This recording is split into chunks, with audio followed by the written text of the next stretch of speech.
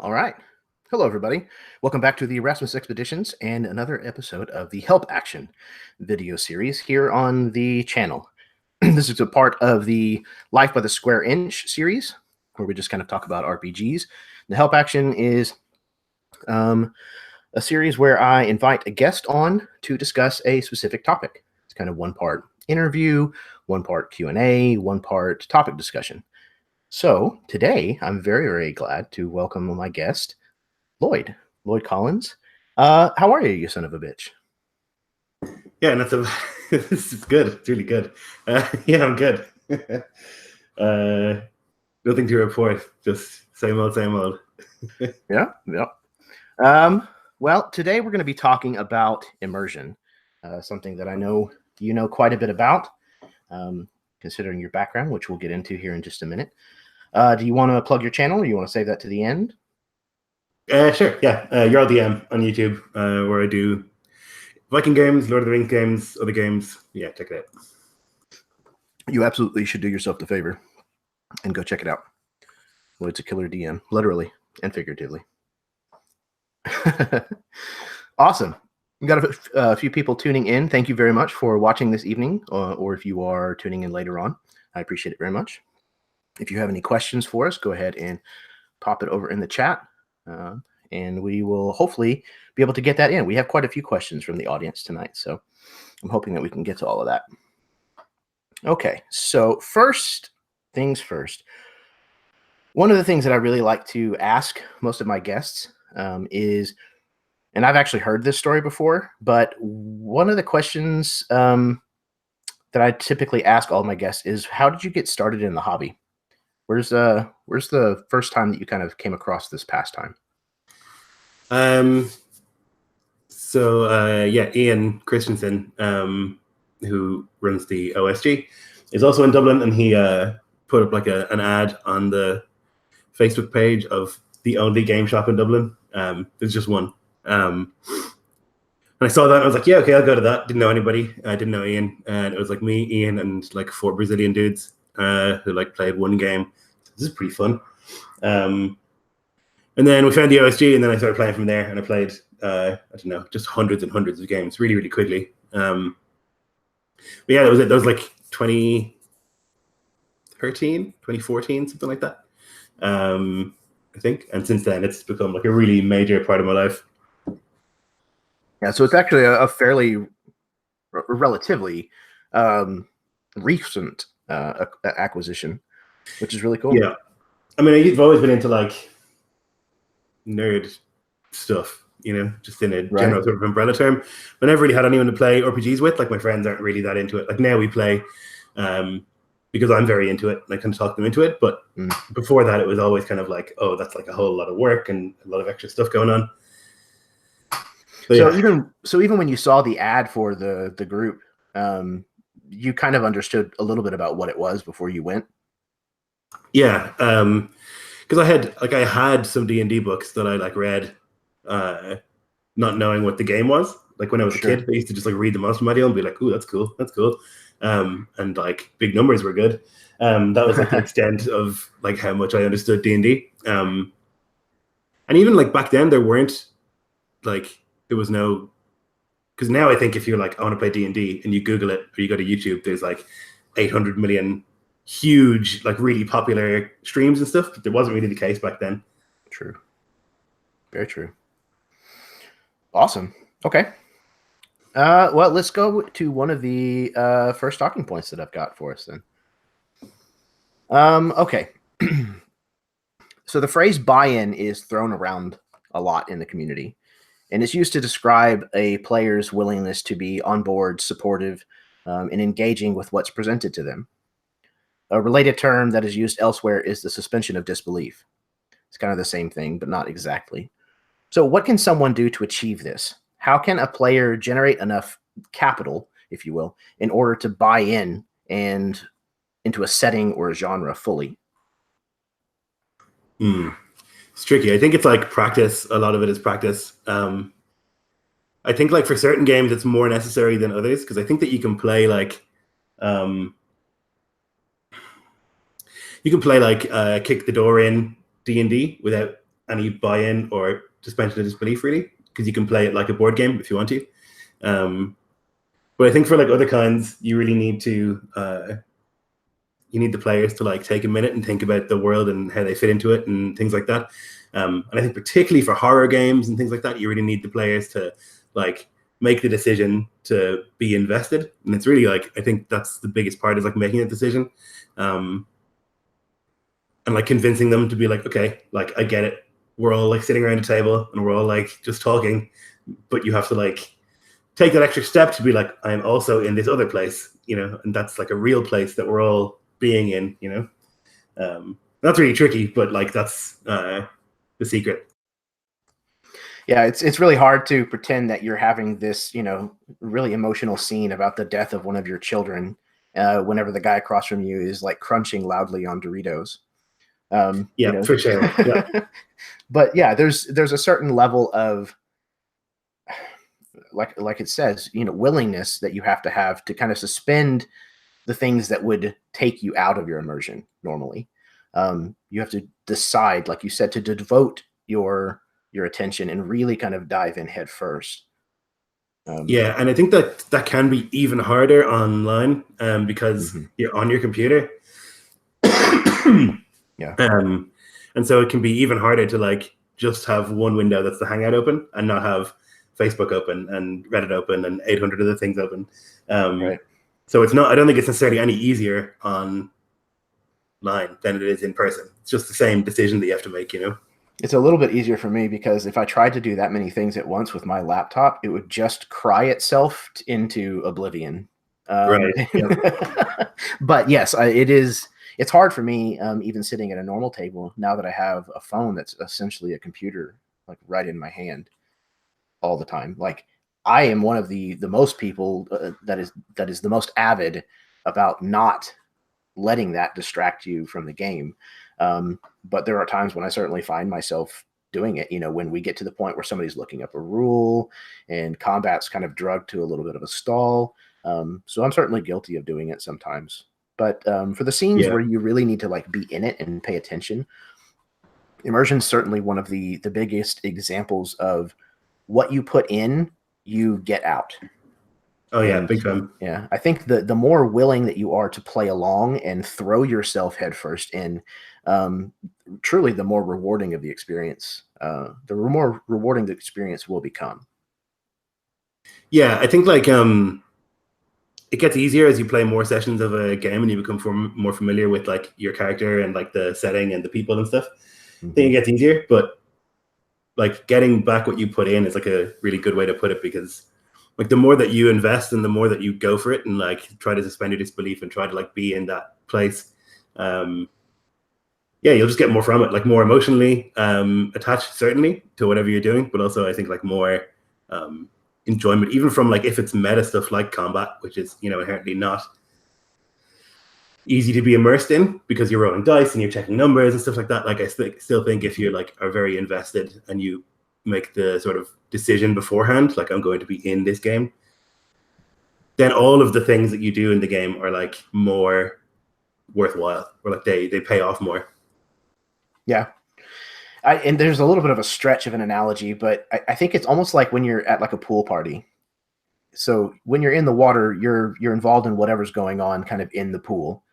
But occasionally you have to get out to go to the bathroom, to go get a drink, what have you, and you're removed from the experience. You're removed from the action for just a brief period of time. And then you come back as soon as you can and get right back in the water. It shouldn't ruin the experience for you. It's just a pause. And I think it's easy for people to use that as an excuse to lose immersion or abandon their immersion and get distracted by things that shouldn't pull you out. So it's definitely kind of a balancing act. And go ahead. I think that's practice. Like, because for me, like the breaks in a game are really necessary, because like I think it's very hard to focus on anything for like more than like realistically 40 minutes, but you can probably stretch yourself to like an hour and a half. But like I think you need a break. I need a break in between to like get a breath and But for me, like then I come back and we have a little bit of like shit talk, and then it's like, okay, now we're going again, and then I'm immediately back in it, and I don't think that like takes away from it in any sort of meaningful way. Yeah, I think it's like practice though, because I think the more that you do that, and the more you're able to decide that you're in or you're not, the better you get at it. If that makes any sense, you know? Yeah, it's certainly one of those kinds of things. You have to learn it by feel. Yeah. You have to kind of learn your own tricks and triggers, I guess, to kind of get yourself to where you need to be mentally. One of the things that I think helps me personally is always trying to refer to people by their character names instead of ever calling them by their player names when the game is, or when the conversation is in character. I don't say, "Hey, Lloyd, it's your turn." I always try to call you by your character's name, because for me, that helps concrete knowing your character's name for one, but also it helps me kind of remember that it's not you, that it's, so-and-so. There's a thing that we do in theater a lot, which is like putting on or taking off the role. So like you, before you start an exercise, we do like a thing where you turn around, you like turn around and then you like turn back around and you are the character. People call you by the character's name and you act as the character. And it's really useful for like, we do lots of process drama, which is like exploring difficult themes or whatever through characters. And so like the character does something that's awful or like that's bad, but it's the character. And it's really important that it's not like, Lloyd, what the fuck are you doing over there? It's terrible, because then like you finish the exercise and then like you take off the role and then it's gone again and you're you again. So that can be like, I mean, you don't, not to the same extent or like the same heaviness, but it can be really useful as well to like make that decision. Like I am sitting down now and I'm going to play the game, and now I am, Ingvarad. I am this person, and I'm not me anymore. I'm this person for as much as I can manage it. And especially, like you said, with the kinds of themes and things that we typically deal with especially really good role-playing games, the ones that kind of hit on strong emotions and grief and loss and, sadness and things like that. That's not things that are typically great to live through yourself. Being able to practice it in an RPG and then, like you said, kind of wash your hands of it when it's done. Walk away. That was something that happened to my character. It's not something that happened to me. Yeah, there's actually one of the things that I was going to bring up is that you have your career in theater, both as an actor and as a teacher. And acting exercises are a huge part of learning the art of being on stage. And some of them focused on, ensemble building. Some of them might focus on sharpening your improv skills. And some of those things are very, very useful in role-playing games. But there's also a type of exercises that role players can utilize to kind of get into the head of their character, specifically, to kind of increase their level of immersion. Some of the ones that I have been taught that I thought of were writing a letter to an NPC as your character. That was one that we used to use a lot. Yeah, and that's a good one. And then there's another one that I had come up with a while back whenever I was trying to make independent film, where like you picture a fog, and then very, very slowly you picture like the shape of an individual coming out of that fog. And then like the closer they get to you, the more details you're able to see about them, things of that nature. And eventually then you can actually see their face, and then you hear their voice speaking to you. And you do that as an exercise while you're thinking about your character. And the idea is that you'll get to know details about your character that you're visualizing as they're kind of getting closer. Right. Mm-hmm. Yeah, I think that you could think of. I don't necessarily do a lot of like exercises myself now, but it's because I play so many games at this stage that like I just have it sort of down in my head. I do have sort of like rituals that I kind of engage, and you would know because I'm always like the last person to be ready. But like it's like necessary for me somehow to like focus, to like have a smoke and a coffee literally before I sit down to play the game. And that's like in that previous smoke, I'm like, okay, now I'm going to do the thing. And it's kind of like, maybe a little exercise like that where I'm just like putting on the role or whatever, Yeah, I mean, like there's plenty of exercise and I teach improv and stuff. And like there's so I've done that a lot in my life. So I think it's like less a case now for me of like doing actual exercises, but like just like inhabiting the ideas of it, you know. Like one good thing that you really learn from improv is like give and take, and how to spotlight share, and how to not like let everyone else hanging, but also not also just be the one out in front all the time shouting. So it's like that's a really important skill, and I think that's something that people can struggle with. And also like then setting the scene. So where are you? What does it look like? What are you doing? What is the, you know, the who, the what, the where, all these things that go with improv, like these basic sort of principles you use to, if people are watching you and there's nothing on stage, that you can explain to them without saying anything where you are. You know, you open a door, you blah, blah, blah. So these things can really help as well in like helping you immerse yourself in a place, because there's nothing like, you know, you're sitting here at your computer, there's nothing here, but you're in a long hall, and there's a hearth that's like almost burned down, and there are hounds by it, and there's, you know, rotten bread over there, and X, Y, Z, and all this stuff like adds up layers and layers and layers until you feel like you're in a place, you know. Yeah, absolutely. And I think one of the things you brought up that's really, really important to hit on is the passing of the torch. Like, you don't have to take the burden of immersing yourself entirely, you know, on you. And you shouldn't expect a GM to completely immerse you. Like, it's, as a player, it's partially your responsibility, as well as the other players at the table with you. And it's also part of your responsibility to help immerse the DM and the other players along with yourself. Yeah, And by for sure. passing the spotlight around, saying, you know, I walk over to the large barbarian in the corner and I set a glass of, you know, mead down in front of him and clap him on the shoulder and ask him, you know, why he's not on watch.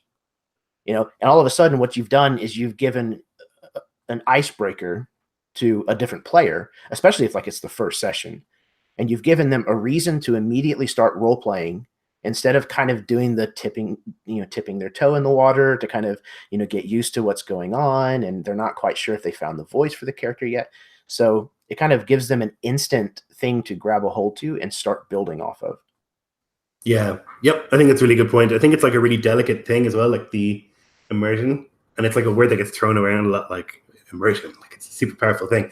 But it is like pretty fragile. And I think like that's really useful, and you should try and bring other people in. It's also like your responsibility not to like smash that very thin glass, you know? And so if you're playing Lord of the Rings and everyone is speaking in sort of Tolkien-esque language, and then you say, cool, man, like that's gone, it's gone, you know, it's totally, and like, it's not like you've done anything terrible, but like it's immediately just been smashed, or whatever else it is, you know, you're playing something that has a specific language or feel to it, and then you like don't stick to it, you say something modern or whatever, it can really like quickly break it. So it's really like a team exercise. Like, everyone at the table has to be like working together to get it to work, you know? Yeah, for me personally, it's not entirely shattering. It's definitely something that kind of takes me out of the moment. But I find that I can kind of get back to it fairly quickly. A lot like, using the pool analogy again, it's almost like somebody farted in the pool and there's like bubbles that just like surface, and you're like, okay. But then, you know, the party resumes.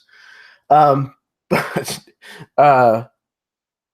so we've had a couple of questions about like how far you can go, you know, what is too much immersion, things of that nature. And one of the talking points that I wanted to bring up is that true immersion can come with a bit of a downside.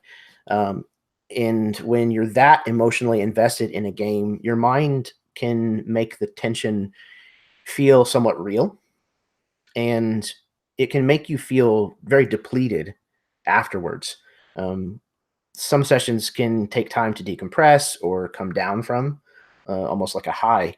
But what if you have like multiple games in rapid succession of each other, like within several days in a row? How do you avoid emotional burnout without sacrificing too much of your immersion? So we just have to decompress. Like, I run Iscloft a lot, and that's a very heavy setting, and there's a lot of like heavy themes and stuff that go on there. And so it's just like entirely necessary after the session ends to like recap it basically, or like talk about what's happened in the session afterwards, and also to like joke and laugh, and like, because I think if you just like, okay, thanks guys, and you close the hangout, then you have to like try and process all that stuff yourself, and I think that's like no good. So it's like always been the case with like my games and Nico's games, and like most of the games that I play in.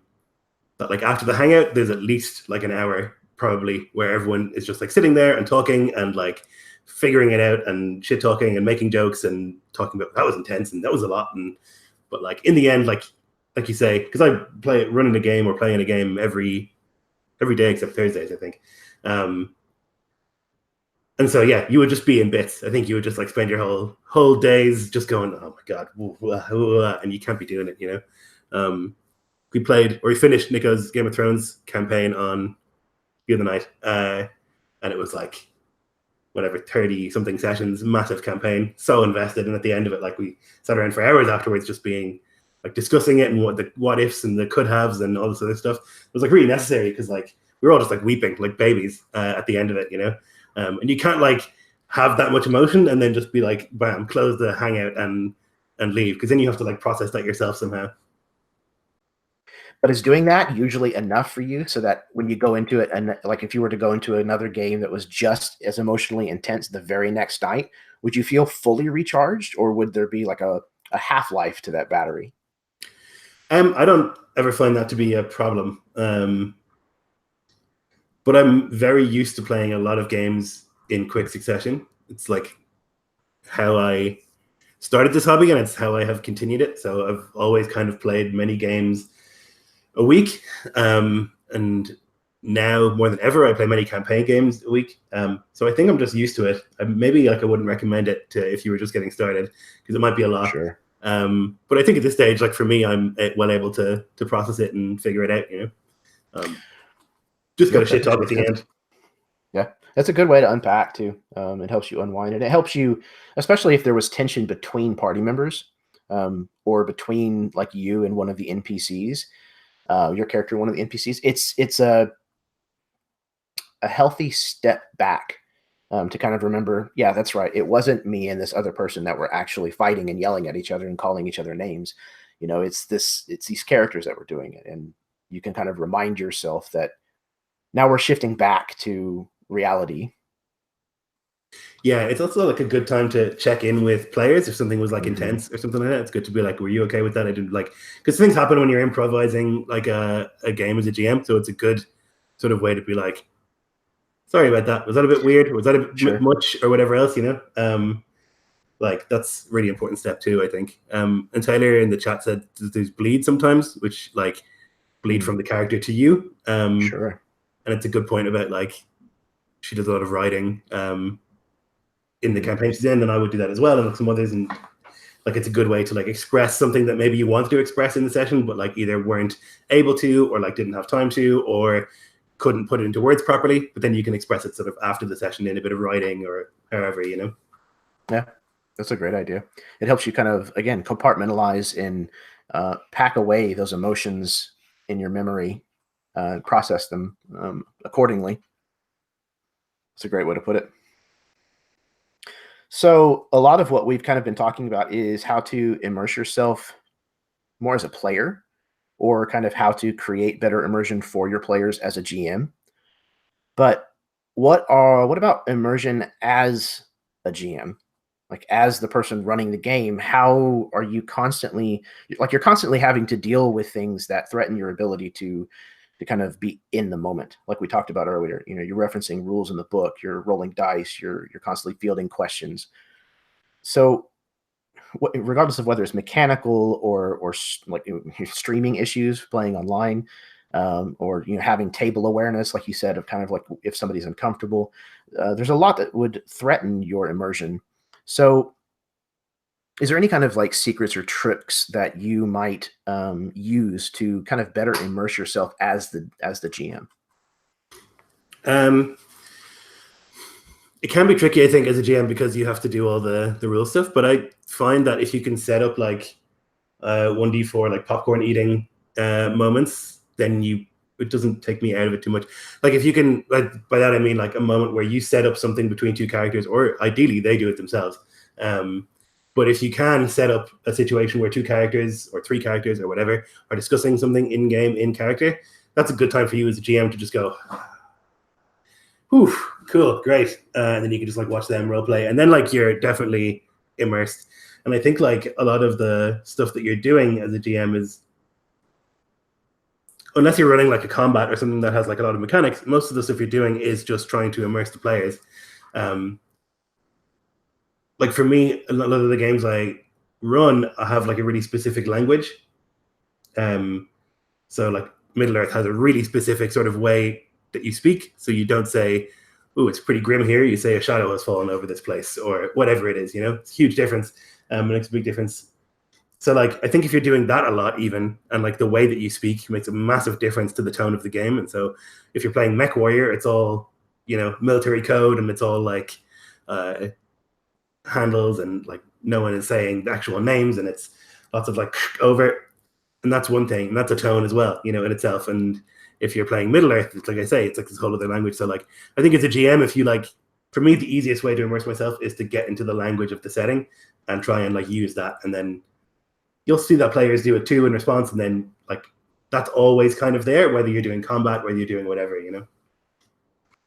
Yeah, I think a big thing is to kind of lay that foundation that you kind of show your players what your expectations are. And most people, especially good players, are going to match step. They're going to kind of figure out, okay, this is the way I should be talking. This is the kind of things that I should be saying. These are the terms that the DM's kind of wanting me to use to reference these specific things. And that's a really important way. It's a language, like you said, it's a way of communicating with one another that helps. It's a tool that helps you get to where you need to be. One of the other things that I think is essential, and this goes for players as well as GMs, but I think probably the most important tip that I can think of for how to immerse yourself is to listen. When other people are talking, don't just be worrying about what spell you're going to be casting. Like figure that stuff out also, but like really listen to what the other people are saying, specifically when there's a scene happening, when the lines that are being spoken are all dialogue and the DM is describing something. Like really immerse yourself in what they're saying. And then by the time that they're finished describing something or giving their, you know, soliloquy, then you typically will have an immediate response because you want to be involved in what's going on because you're in the moment. So listening, I think, is a key ingredient to immersion. Yep. It's like one of the essential parts of improv too, is like that. Yeah. Your job as an improviser is not to like go forward and do something. It's to save the other people, you know? So if you're on stage and you're improvising, it's more important that you help someone who's doing something than you come up with an idea and go, look at me. Like it's really more important that if someone is out there and they're trying something, that you support them in that. That's like a really like core part of like improv. And I think that works for RPGs too. Like you need to be aware of what everybody's doing all the time, especially other players and like what they're saying and what they're doing. And I also think that even if you're not like directly involved in the scene, like your involvement by listening and by being present in it just makes the game better for you in the long run. That's something that Jeff has talked about before, I know. Yeah, you know, listen, get involved. Yeah, absolutely. That way, when somebody, you know, describes the candelabra that's standing in the corner, whenever it comes to your turn and you have an idea of something to do with that candelabra, instead of having to invent one yourself, you can use something that someone else has already invented, and now all of a sudden your tale has this much stronger cohesion, this more feeling of, or this better feeling of being realistic, of feeling grounded. And I think one of the things that you hit on again with improv is that a lot of people need to learn about RPG games is that it's not about your character. It's not about you being the hero and everybody else is your sidekicks. It's not about you always having the best line or the best role or what have you. When D&D and games like D&D are at their best is when you're holding up each other. Whenever you're looking for other moments when you can help someone else shine. You know, instead of being the fighter who's like, I'm going to take my armor off and sneak across the courtyard, let the rogue do it. Let the person who's been waiting and seeing you kick all this ass and spill all this blood during combat, let them have their moment. and not just out of character by being quiet, like actually look for an in-game way to elevate their character into their moment to shine. Yep. We play lots of hierarchical games where there's someone in charge, like there's a character who's in charge. But it's like really important that that character who is in charge, or that player rather who is in charge, has a good understanding of that, so that like we have something that maybe requires some sneaking around. Okay, great. Well, that's obviously your job and you should do it. And this is your time to have some spotlight, you know? And like the job of the person who's in command or whatever isn't necessarily to make all the decisions, but it is one of their biggest jobs is to like point at other players and delegate in a way and like make sure everyone's doing stuff, you know? Be a leader. Yeah, exactly. Yep. The true definition of what a leader should be. Yes. Yep. Leader and not a boss, I guess. Yeah, exactly. That's a good way to put it. Awesome.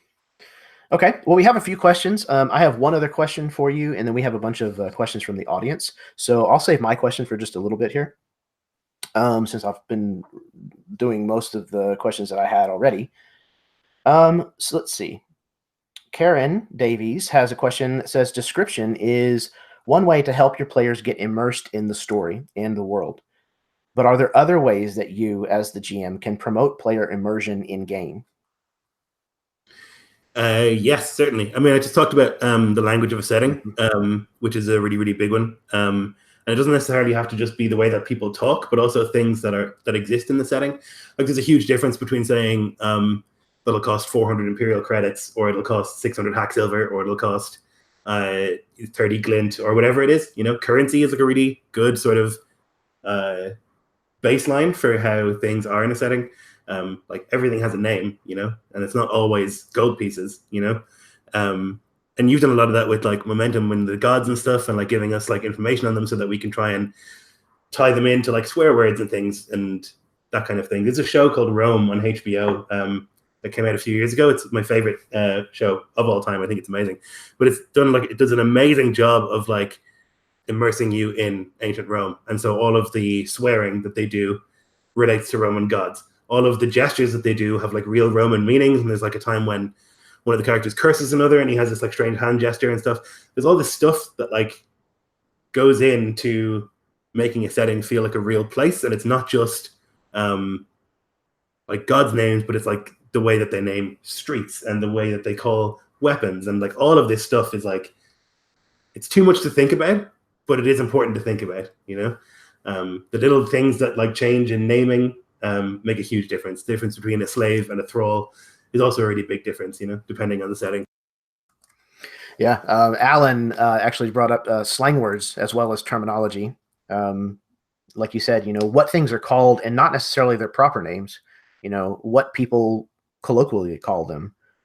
It can be a huge just bite of flavor, and which is all easy ways to immerse yourself. In Islof, we call witches skags. And that's from a game that I ran like 2 or 3 years ago, maybe 4 years ago, where one of the characters was called Skaga, and she betrayed the king. And so from that, all witches were then called skags, which is like, that just happened in the game. That's awesome. It's the fucking best, you know? So that's like, that's a great, like slang, I think, is super important. Makes a huge difference. Yeah, I agree. So Jeff had a question. Do you find more immersion in the game experience as a whole, or specifically in the role-playing and the in-world experience? So do the mechanics of the game take you out of the immersion to add to it? And if so, how do you balance the essentials of game mechanics with the sometimes tenuous balance that immersion has? I think that when you start playing D&D, the first place you start to actually roleplay is combat. It was for me, and I think for a lot of people that's the case. It's easier, I think, to describe a dude fighting a certain way than it is to describe him feeling a certain way when you're only starting. So I duck and I slash out with my sword and I hit my elbow and whatever, you know, that's like a beginning. And so like it's really good to encourage that stuff. So I actually think that like for me, combat's often a really good way to like bring across things about your character. Like a fighting style can say a lot about a person.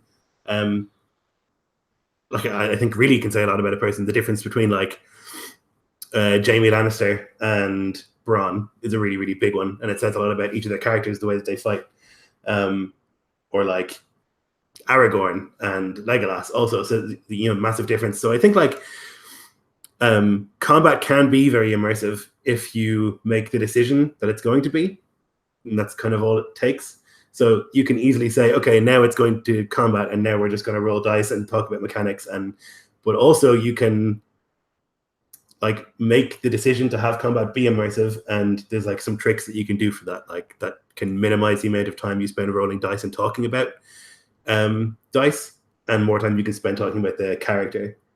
So like pre-rolling your attacks and damage is a big one. So that when it comes to your turn, you go, bam, here's the mechanic stuff. Okay, good. And then you describe your stuff, and then it's the next person. Like all that stuff rolls into hopefully like a more cinematic and more like immersive combat. Absolutely. One of the tricks that I find myself using, and it's really a lot of times more for just my own edification, is when I roll something, I use how close that I feel like I got to kind of determine the way I describe something. So to me, the dice rolls are no longer a tedious thing to do. To me, that's what I'm looking for in order to understand how I'm going to describe what just happened.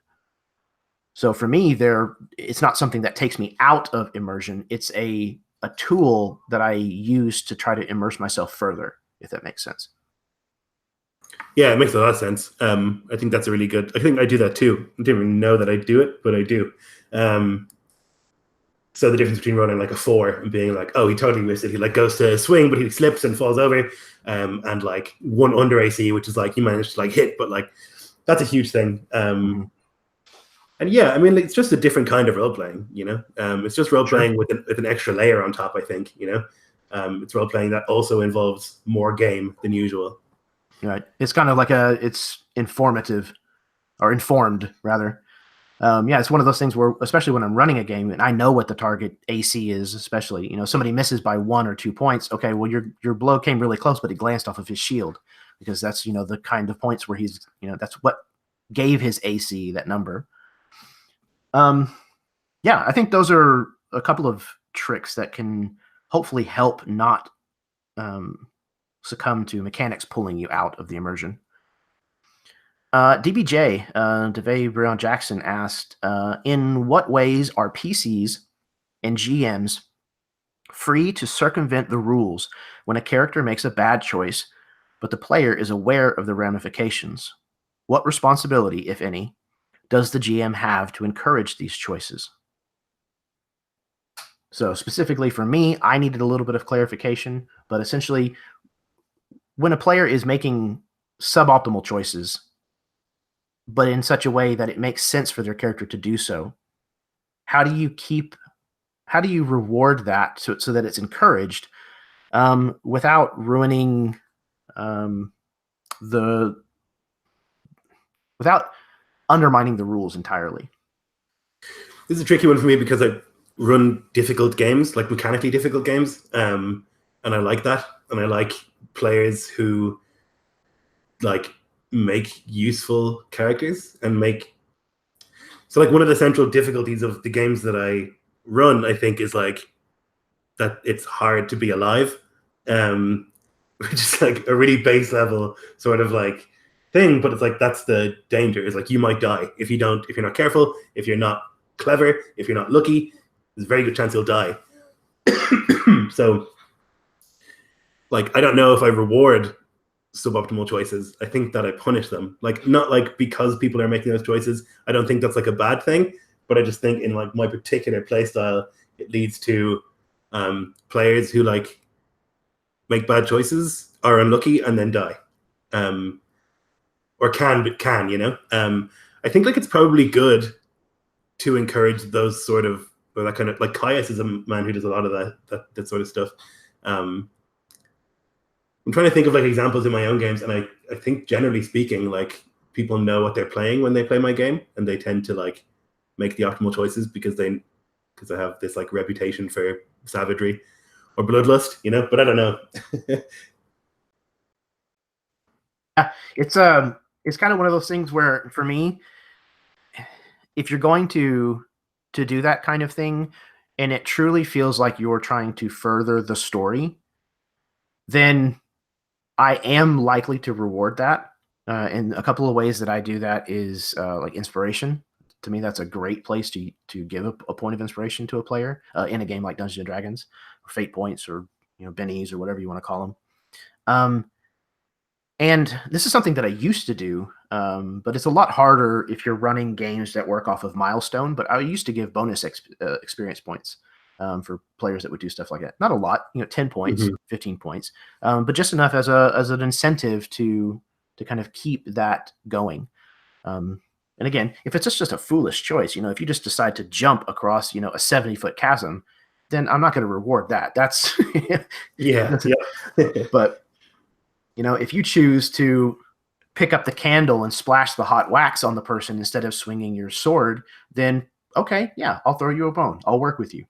Oh yeah, I mean that kind of stuff definitely I encourage, and I think like I like to be sort of surprised when I'm GMing, and I love people who like think of clever ideas, and even if like I think it probably wouldn't work, I'll probably like suspend my own sort of disbelief and like like because it's a clever idea and it's interesting and it's cinematic or whatever. I think, and somebody mentioned this in the thread the other day, and I think like I'm much more inclined to allow this kind of stuff in Middle Earth than I am at Iscloft, because it's like a level of high fantasy, So like the further I get from normal D&D, the less inclined I'm going to be to like have you swing off a chandelier, because I think that if you're in chainmail and you're in Iscloft and you try and swing off something in the ceiling, you're going to fall.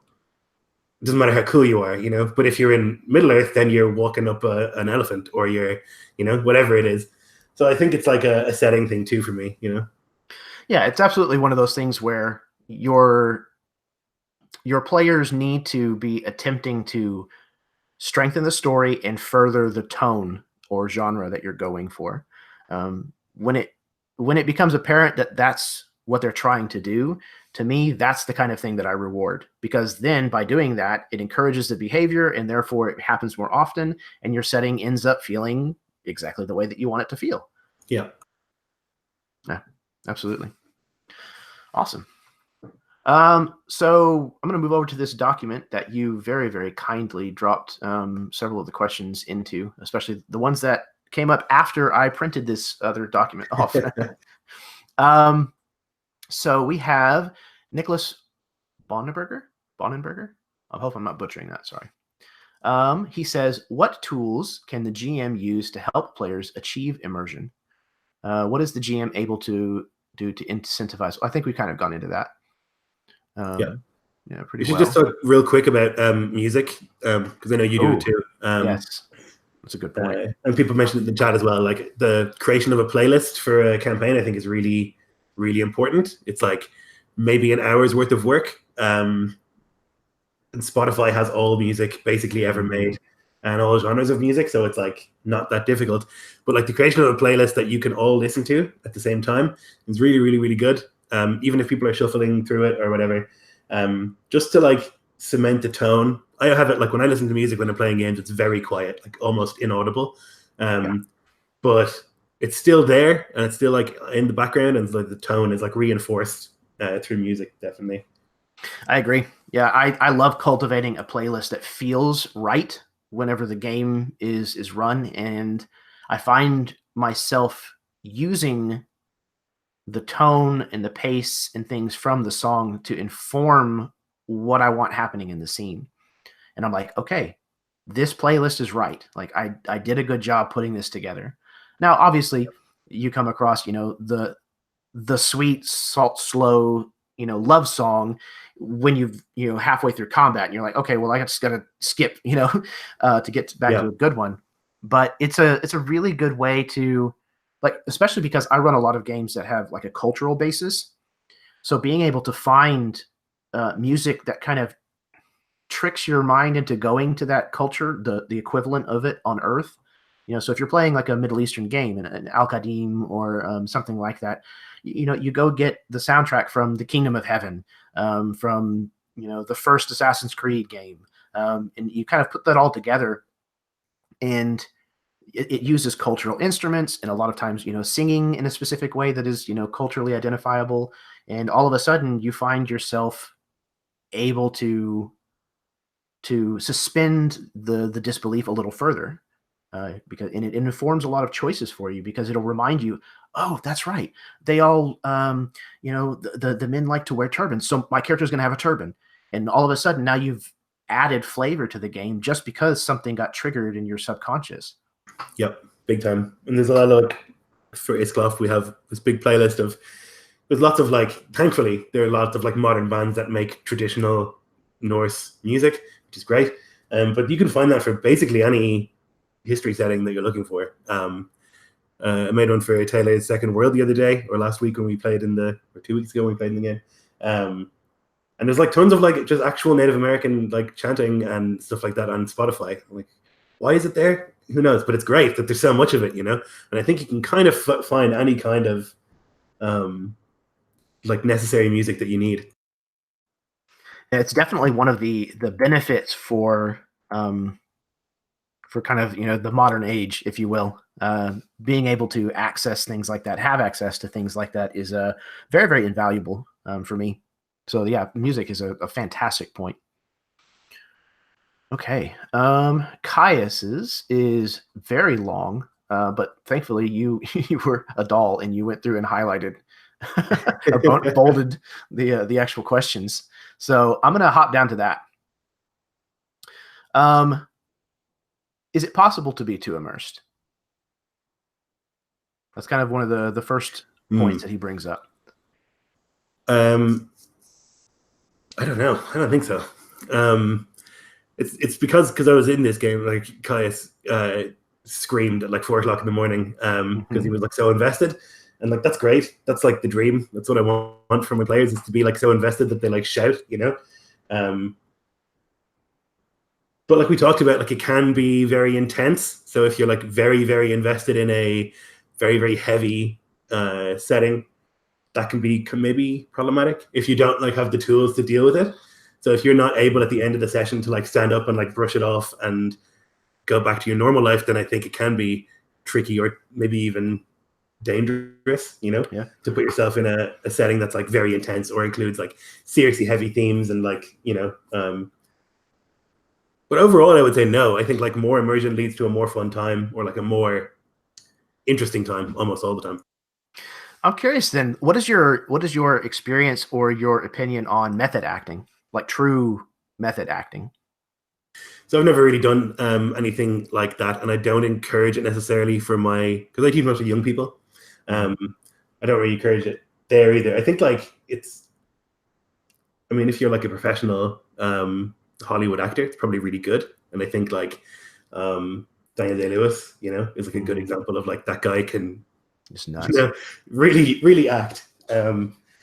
But I think it's similarly, you need to be equipped to do it. And I think it's good to be able to sit and go, I am now this person, activate, and now I'm not, done. Right. I think that's useful. Probably more useful than also part of my being is this tyrannical warlord, who because that's probably no good for you. I think one of the characters I play in Iscloft is a pirate, reaver, murderer, slave keeper, all of the things that a Viking is. And it's I know I'm not him. And if I sit down and I'm okay, now I'm Ingvar Blackhand, then I'm that for 4 hours, and then I stop at the end of it and go, whew, But I think if I'm okay, somewhere within me exists this Ingvar Blackhand person, that's a different consideration entirely. If you ever find yourself going, what would Craggar do? That's probably not a healthy place to be, I don't think. Yeah. Awesome. Okay. Trucking right along, Caius also says, how do you balance the enjoyment of being immersed with the need to step out and plan the way that you describe your PC, their words and actions, in a way that will draw others in? Okay, so how would you find the balance between your own immersion and being conscious of other people's immersion? I think is kind of what he's getting at in this. Yeah, I think like Kaius makes a point later in this about like saying I do this when he's very immersed, and he does this when he's not super immersed. And I think like it's tricky because I think that if there's a sort of like there's several layers of awareness in a game, you know, and like there's a top level awareness of like we are all playing a game, which is fine. And there's one down, which is like we're all pretending that we're in this other place. And there's one down from that, which is like we are all in this other place. And there's one down from that, which is like I am literally in this place, you know. And it keeps going in that sort of direction. And I think the further you go down, the less aware you are of the up, you know. And so you kind of have to find a balance of like if you're so concentrated and so in the thing, you're no longer thinking of like whose turn is it and what spotlight is, and you know, considerations like that, like sort of logical, logistical considerations as well, kind of go out the window as you more and more become another person, I think, you know. I agree. One of the things that I actually think a lot of players manage to an emotion that they manage to get fully immersed in, strangely enough, is anger. It's very easy to take something that's going on in the game to your character, a situation that they have found themselves in, roles are going poorly, a combination of things. And a lot of people will take that out of character. They will become actually angry. And that line between what is reality and what is false has suddenly become very blurred. And I think personally for me that is probably the best example of when too much immersion could be bad. Yeah. You have to be able to leave that shit behind. I can for sure remember the first game Nico ran for me, which was the campaign we played, which ended up being like the basis for Isklot. We went to like this parlay on the beach, and the Jarl that I served sold me to someone, my character to somebody else. And I can remember just being like, what the fuck? Like losing it, like really, really genuinely angry and like having to get up from the table and like that's not my business. That's not how I do things, you know, at all. But I was just, it just like drove me mental, you know. And I've gotten better at that. There was lots of that in like the infamous GIF game of people like relating too heavily to personal stuff and not enough to like the characters involved, and there's a lot of that, you know. But I think like as I've played more and more, I've gotten much better at like separating myself out from the character. But that is probably the biggest danger, is people taking things very personally when it's not meant that way.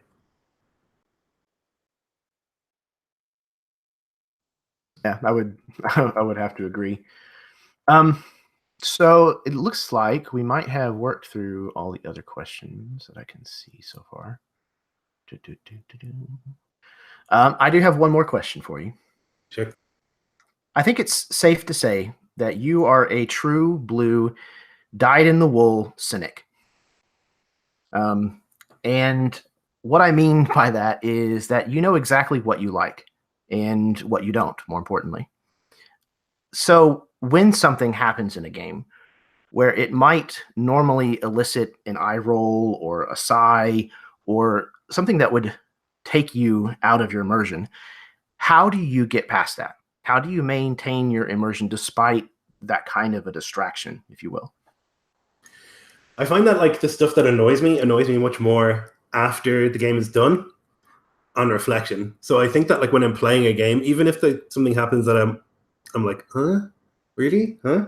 Like I just play the game and I try and maintain, you know, because nobody wants, like nobody, it's actually like a GM nightmare to have a player just go, you know, nightmare fuel, or have somebody go, actually, can you, you know, like nobody wants that.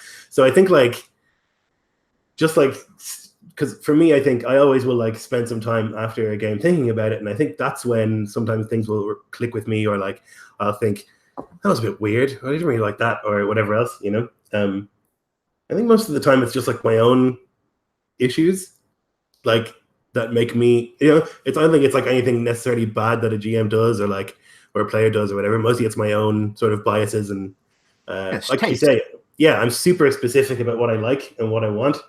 And like vocal about that too, which maybe makes me difficult to posted it before. Maybe makes me difficult to GM for it, but like, yeah, I think like most of the time in game, I'm able to like keep it together, and it doesn't like unless it's like something that really, really bothers me. Like I find like certain things really, really hard to deal with. Like if I make a series of decisions or plans and then nothing comes of it, that really bothers me. Or like I make all these plans and like we're encouraged to do so by the GM, and then at the end of the game, haha, they got away somehow. And I'm like, how though? We did all this planning, you know, like we fucking put the work in. So like that stuff maybe is the kind of thing that would elicit like a discussion after the game from me.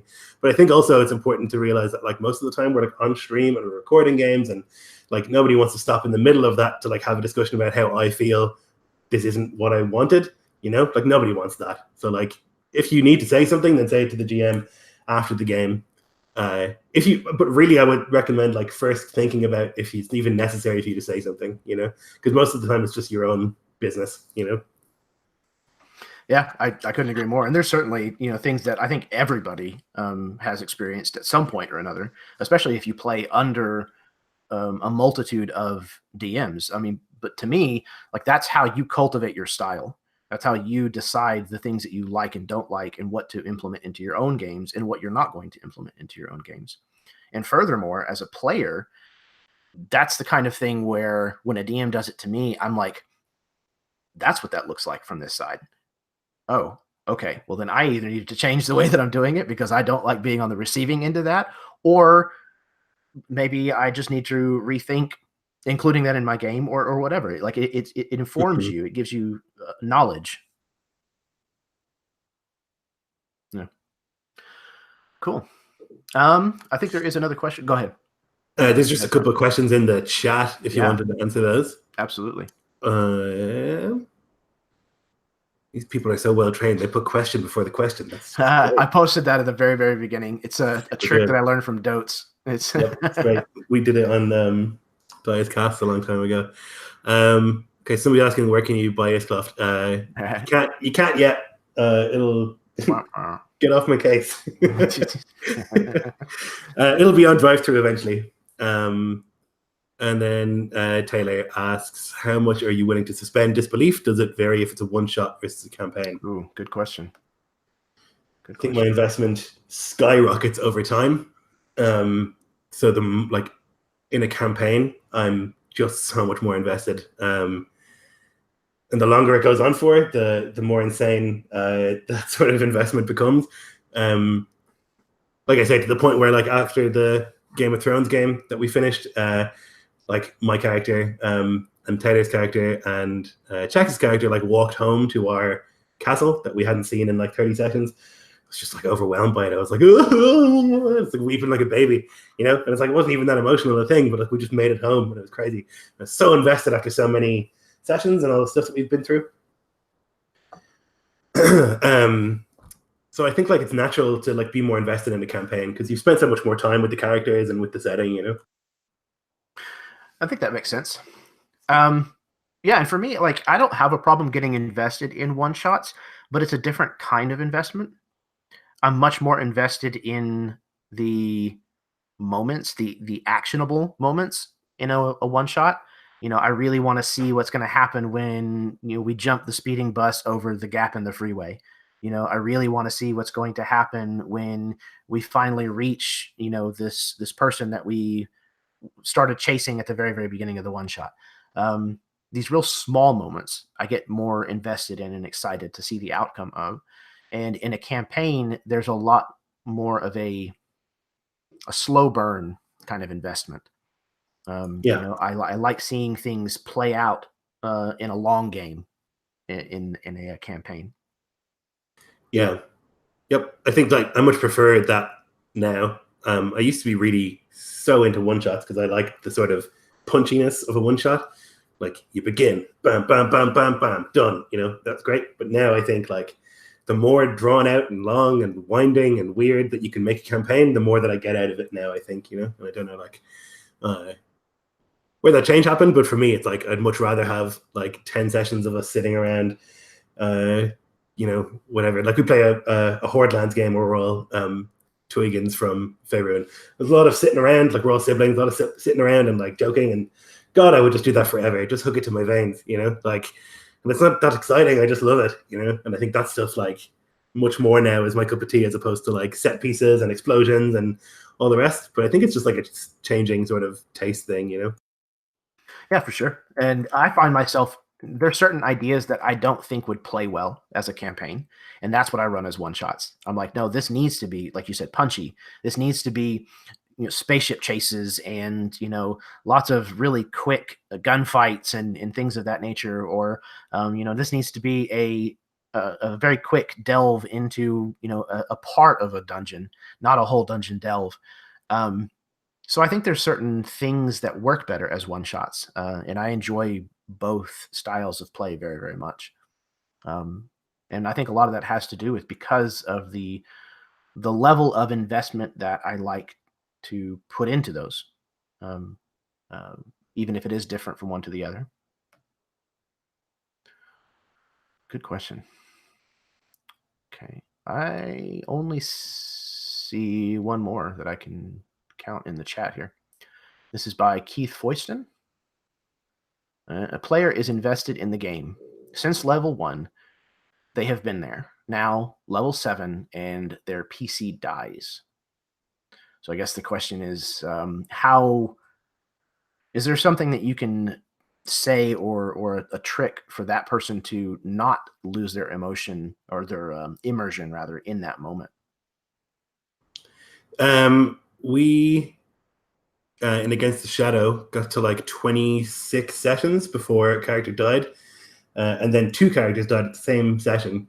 They fought the Witch King, and 2 characters died, and we had like a whole session that was a funeral. So we had like all the characters get together. They went back to, where were they? Mirkwood, or Numinas, I think. Anyway, they went to like a city, and like all of these big characters are there. And there was like a proper goodbye session, with like a funeral, and there was a lot of like discussion. Each player got to make a little speech or like a poem or a song or something. I sung in Elvish, and like there was poetry, and it was very Middle Earth, and it was a good way to like say, that's the like a proper goodbye, as opposed to like splat, crushed to death by an ogre's club, and then okay, here's your character sheet, roll up a new one.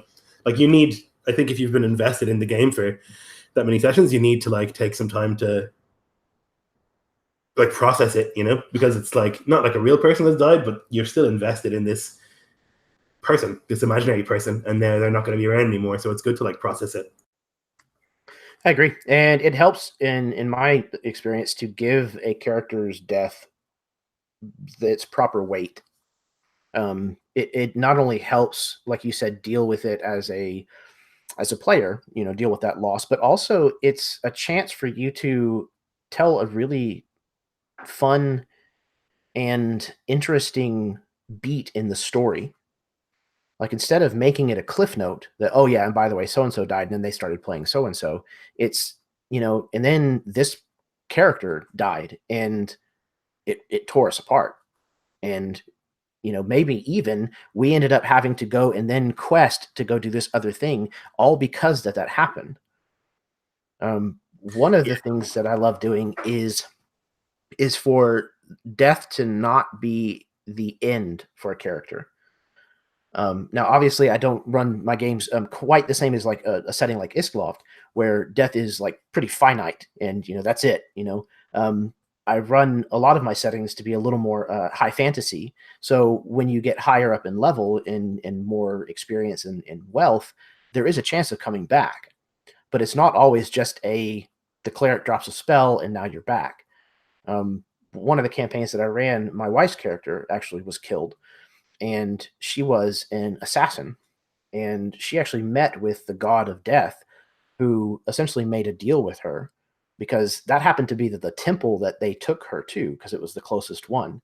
And so that's whose priests and priestesses were making this bid to bring her spirit back. So the god of death met with her and said, hey, I'm fine with giving you another go, but like you owe me. So you have to kill 100 people before your time is going to be finished.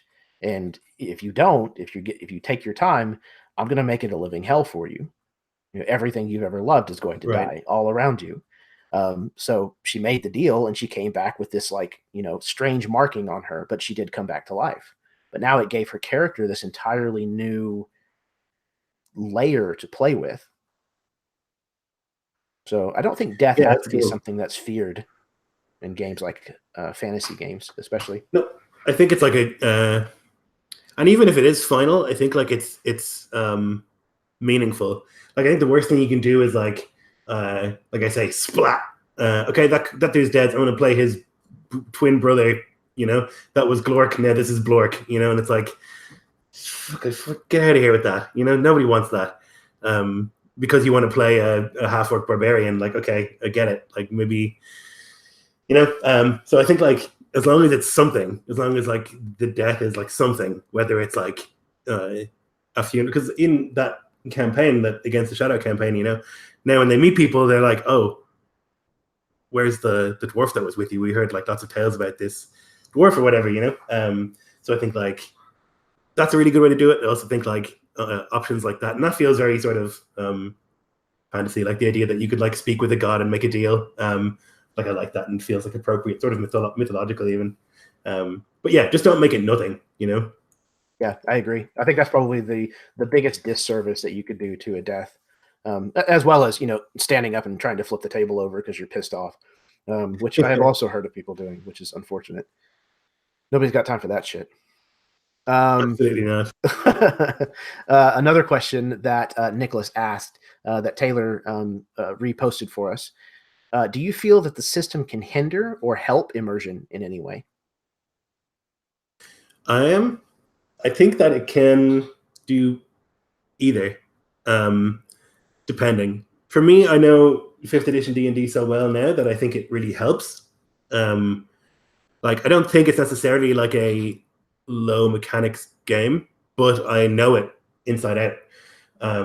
And so for me, it feels like a low mechanics game because I know all of the rules without thinking about them. Not all of them, but most of them, the important ones. And so it helps me to run that game because I know it really, really well. I think that like there are games that are designed to be like narrative and are designed to help you play more immersively, and that's good, I guess. But I don't play a lot of those. I play D&D a lot because I like it and it works for me, and it's got the correct level of like game in my game that I want.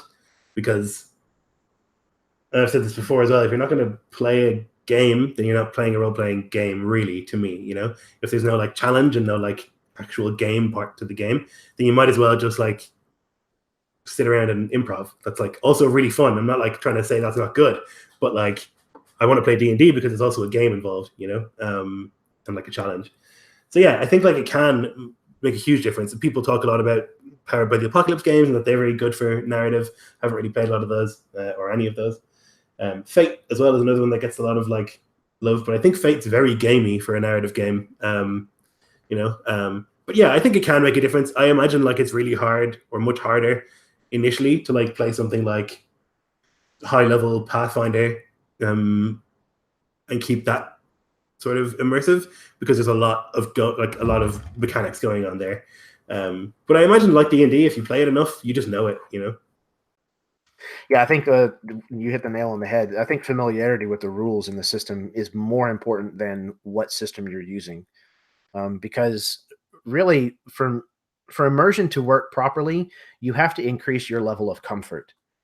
For you to be able to improv on the fly and have fun at the table, I think comfort is a very underrated um, thing for people to bring to the table. Whatever it is that you need to do, like you said in the very, very beginning, your ritual, like go through your ritual if you need to go through a ritual. Like I definitely have a ritual before I run games online, and it feels weird if I don't hit it. So I certainly try to do it.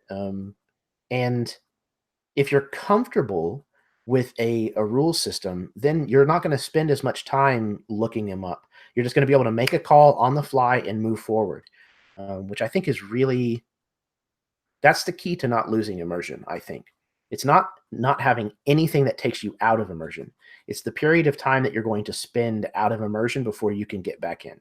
I think that's the biggest key for me. Yeah, that makes sense. Yep. Awesome. I think we have one more question that Taylor posted. Have you ever been so caught up in the moment of a game that you forgot you needed to be doing something, rolling, planning, etc.? Yeah, I think sometimes it comes to my turn, and if it's if a lot is happening, then I think yes. It's happened to me as a GM before, definitely. Where like we played a campaign called Saga, where Jeff's character was the Jarl, basically, of their little crew, and they like random encountered another longship, and decided to attack it. Didn't have to go near it. Decided to attack it. First round of the combat, one of the bad guys jumps across and like crits the ever loving Jesus out of Jeff's character and kills him in round one of the combat. Like dead, like, and Iskoff dead is really dead. And I was because I'm like, that's the campaign over basically, because they're all tied together by Jeff's character. I was like, trying to like figure it out, you know. So I think that's like one of those times where I was just like very invested, and I was like, oh, because I remember it like explaining that he was dead, and then like remembering I have to run a game still. And I think it happens to me as a player sometimes as well. I think like but it's moments like that where like something happens that I'm not expecting, or like where in something very like shocking or like unexpected happens, that I'll just be like watching it like the TV, you know, like watching the game that I'm in like it's TV. But yeah. Yeah, for me, one of the big things is I will get so involved in a scene and kind of the way that it's starting to kind of shape up, that there are times where I will finish the conversation, finish the scene, and then I look at my notes and I'm like, shit, there was a very important piece of information that NPC was supposed to get to them, and I completely forgot because I was completely paying attention to how the moment was unraveling and not, reminding myself that I needed to work that in somehow. Yeah. That kind of stuff happens to me a lot. Yeah, I think I forget a lot of, like, my session plan is pretty loose anyway. But there's usually like a couple of things that I want to hit. But sometimes like things happen and players talk for longer than you expect, and something great happens, and then I just finish it when it's time to finish it. You know, I think like it can be real tempting to just be like, oh, we'll just add in one more bit, but like you just know when a game is over. I think sometimes, you know, like there's a moment that's like, that's a good place to end it, and I think you're better off like, okay, and we're done now, because if we have to, yeah, I don't know. I think it's like that comes with experience too, but like feeling when to stop. Yeah, absolutely. Knowing when a scene is finished is a very important thing for people to pick up on. And at some point, I'm planning on doing one of these episodes on pacing, and that's certainly kind of an element of that. I'll just have to figure out who my guest is going to be for that one. I'm not sure yet. That's a Nico. Nico? Yeah, I might have to ask him, see if he'll be willing. Well, awesome, man. I think we're going to go ahead and wrap it here. That's about all the questions that I think we've got. And yeah, do you want to tell the people how to find you one more time? Yeah, I'm JarlDM on the YouTubes, on this very YouTube that you're watching. I run sorry, my brain is all over the place. I run Viking games and I run Lord of the Rings games on my channel. JarlDM, if you want to go check that out, you can. Thank you for having me. This is really fun. Absolutely, man. And I'm looking forward to the return of Jade Horde whenever that happens. Oh, yes. And whenever I can try to figure out my schedule around that, because I really do want to go back to that character and that setting. It's a lot of fun. Excellent. So thank you very much for coming on, Lloyd. You and I run very similar circles, and we do now play together a lot more than we used to, which has been really, really nice. It's been a good development. And yeah, I like I said, I appreciate you coming on and talking about Immersion with me and deciding to be a guest on the show. And there's something floating in front of my face. Oh, fuck. Anyways, and yeah, thank you everybody for tuning in. Whether you watched it live and threw out some questions our way, or whether you may be tuning in later on, I honestly do appreciate it from the bottom of my heart. So stick around. There's lots to like on the channel. Hit the subscribe and the like button if that's your kind of thing. If not, no big deal. And until next time, may your dice roll high and your snacks always be within reach.